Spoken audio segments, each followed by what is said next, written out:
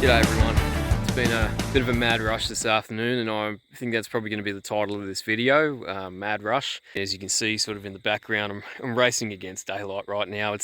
It's not great. I've sighted thermal in the dark before. If I can avoid it, I'd like to. It's just more pleasant doing it in daylight. I've got a new scope that I'm going to be throwing on my rifles. I have the Nocpix ACE H50R thermal rifle scope that I'm going to be setting up on my 223 and my 22. To be honest, I still don't really know 100% what I'm going to do this afternoon. At the time of filming this, it's early April.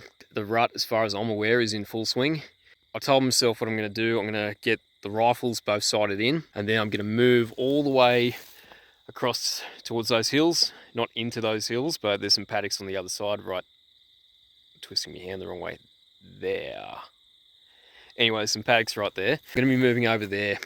And the intention was to try and get the two foxes that I missed in my last video. Just see if they're sort of hanging around. It has been over a month since I was there shooting. It hasn't been a month since it's probably almost been a month since I've been out here and got those deer. But knowing that the rut is also in full effect, this could be my only opportunity to go after a rutting buck.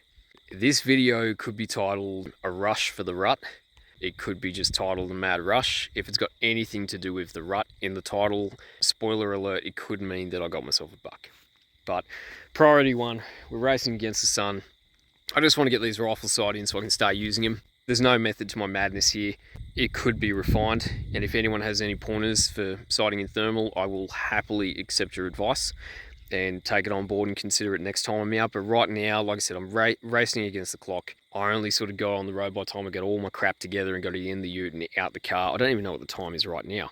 5:30, there we go. That sun's going to be down the next half an hour, and I'd really like to be done here and over there so I can try and find these foxes and have a bit of a shoot. Let's get sighting in, then we'll pack up, get back in the car and drive over to the other side. Okay, low and right. Oh,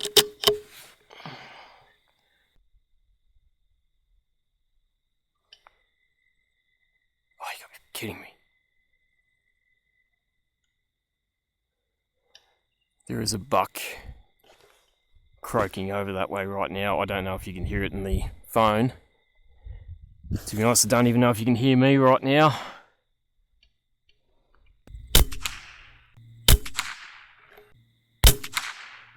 We've just zeroed it. Let's see how we're shooting.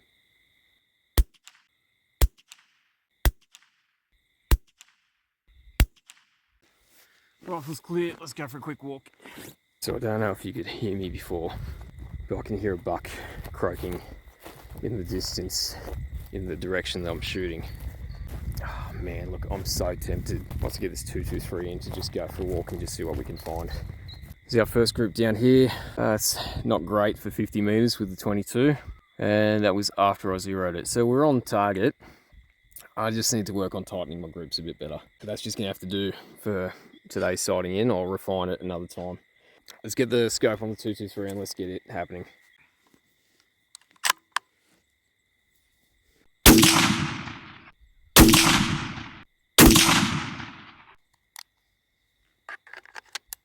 All right, we'll do another 3-round group.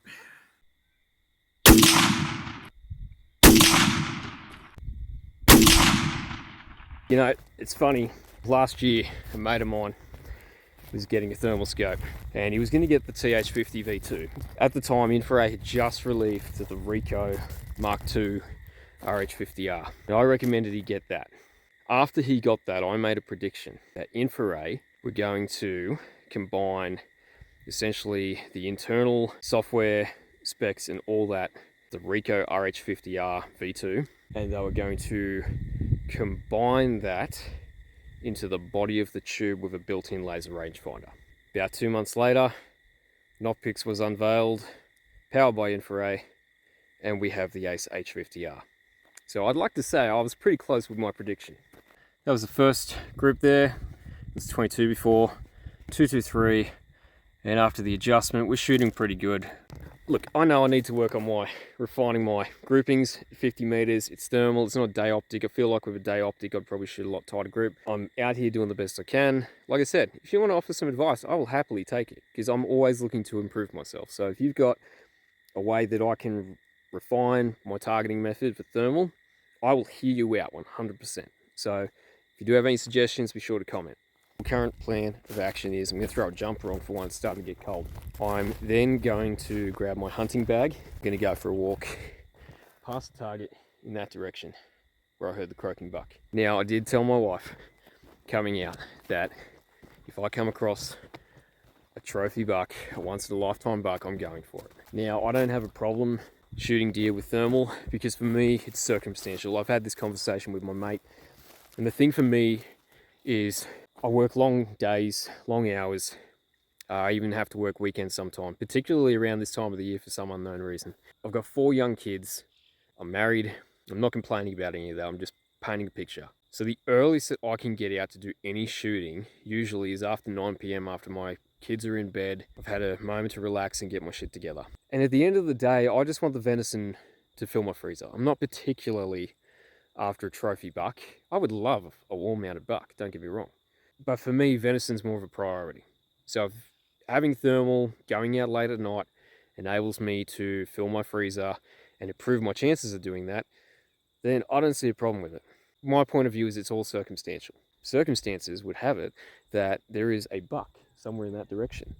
And I am going to load up and go see if I can find it. Let's get set up and get going. Before I get too much further too, just have to clarify a few things. As you may have noticed, I've been having to tick the paid promotion button in my content. And the reason for that, as I've explained in the past, is that Nocpix are sending me the gear that I'm currently running. Now, that includes the Quest H50R, the Lumi L35R, and the ACE H50R. I have to make it very clear, according to the regulations for influencers and stuff, so I need to point this out to everyone. I'm still going to be as honest as I can with everything, because there are things that you have to abide by. Like, I cannot lie to you. If there is something I do not like, and I can tell you straight away, something I do not like about the ACE H50R that I much prefer with the TH50, and that is purely just the scroll button on the top, scroll wheel.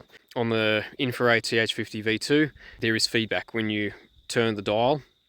It clicks. With the ACE, it's smooth. There is no feedback. So I just noticed as I'm scrolling through the menu, you don't have that instant feedback where you know you've made one click and the icon in the menu moves, the highlight button for the menu. So there you go. Look, that's something me just being honest.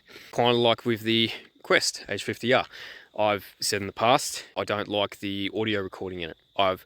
That's not a big deal to a lot of people. For me, as someone who's trying to create videos and be able to record what I'm saying, it kind of is a big deal, but it doesn't affect the overall quality of the unit. So I just have to make these things clear. I'm going to be very honest with you, and I hope that seeing that in the top of the box doesn't deter you from watching the full video. All right, as you can see, I'm losing daylight. There's a buck over there somewhere. We're going to go have a look for it. If we can't find him, then we'll move around and we'll try and clean up some foxes and see if we can't at least get something for the first outing with the ACE. Let's go.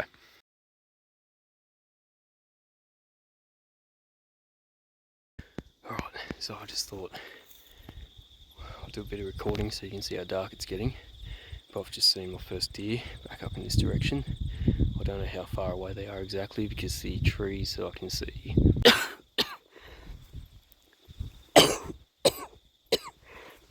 damn it, I got swallowed a bug or something. I've been having a coughing fit the whole time as I'm walking up here. As I was saying, I've got a glimpse on deer. I don't know how far away they are. I don't want to turn any torchlight on just yet. I'm going to try and get a bit closer.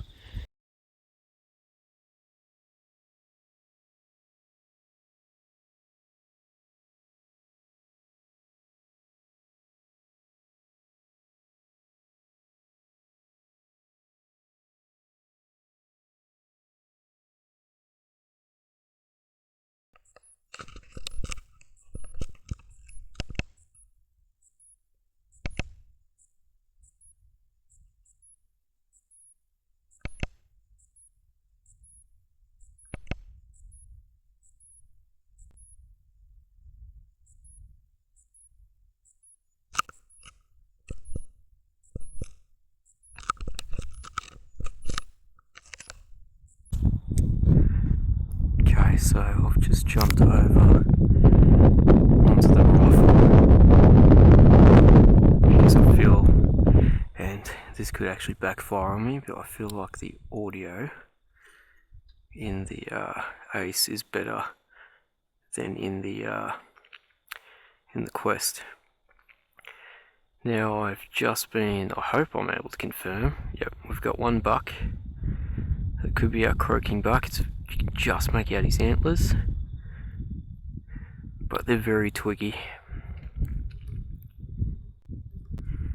I haven't heard any more croaking just yet, but I don't think any of the other ones here are bucks. So we've got one buck, 2, 3, possibly 4 does. I'm gonna try and move up a bit, see if we can't get a better look, and try not to bump some of these kangaroos.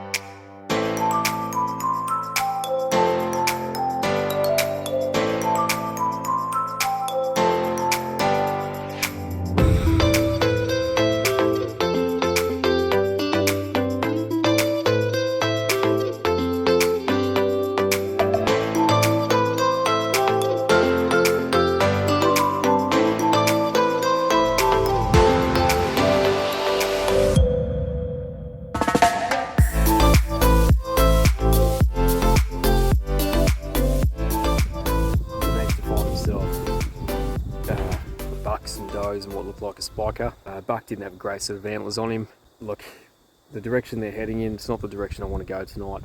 I've made the conscious decision to let them walk. I'm going to go back to my original plan. I want to go after this fox that's been hanging around this area, see if I can't get him. And who knows, there might be some, well, there's tons of deer around this place. There might be some more on that side of the property there croaking. But I've got a funny feeling that buck that I did see, I don't think that was him croaking. I feel like that's another buck in the distance. He seemed too close, and I don't have an earplug in that ear at the moment, so I can hear reasonably well, but I'm pretty sure that wasn't him croaking. So I could kind of hear one now in the distance. So yeah, I'm going to throw the headlamp on. We're going to walk back in the direction of the car. We'll still scan around with the Quest to see if we can't see any foxes and clean them up along the way. But like I said, we'll go back to plan 1. By this point, still don't know what the title of this video is going to be. We might still get a rutting buck, who knows. But yeah, right now we're going to move back to the car and we'll move over to the other side of the property and see if we can't find this problem fox.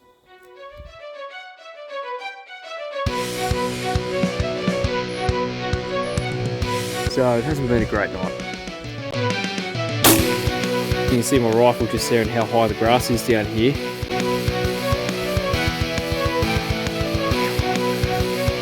Seems to be a bit of a high traffic area for them. Oh, hang on, they're stuck.